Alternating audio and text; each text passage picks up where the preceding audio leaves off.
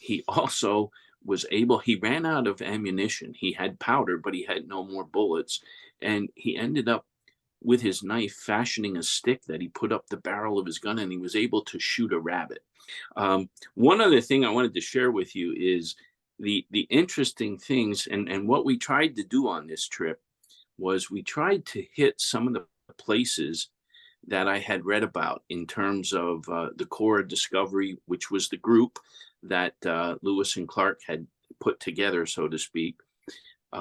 We tried to hit some of the places where some of these events had happened that I had read about.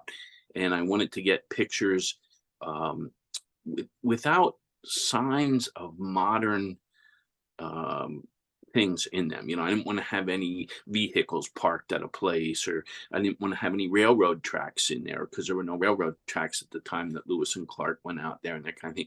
So I worked really hard to get the right kind of pictures.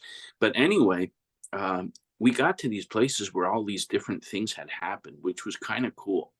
And when Lewis and Clark started this, first of all, Thomas Jefferson was, and I'll do a little bit of history here if you don't mind, Yeah, okay? absolutely. Because I guess it's the teacher in me. Anyway, Thomas Jefferson was the president of the United States. It was 1803, and France really was hurting for money because of the wars that they had been battling in and that kind of thing.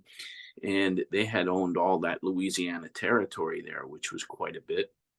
And we were able to purchase, Jefferson was able to make a deal and purchase all this acreage for like $15 million. It came out to less than 4 cents an acre.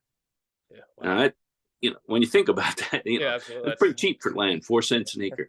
And then, of course, he decided he needed to send somebody out there to discover what was there.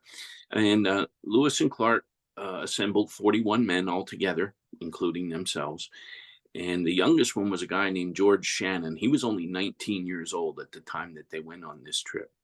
And he ended up getting, I actually, when I put the program together, and I did it at our school and I did it in some other places as well, but I would dress up and pretend that I was George Shannon.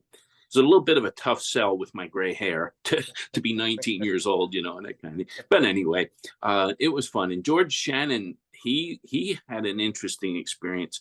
They sent him out one night to try to find some horses that had run off. And he was gone for 16 days. He got lost. He never did find the horses, as I recall. He got lost. The only thing he had to eat for 16 days were wild grapes that he was finding along the river. And he also he ran out of ammunition. He had powder, but he had no more bullets. And he ended up with his knife fashioning a stick that he put up the barrel of his gun, and he was able to shoot a rabbit. Oh, So wow.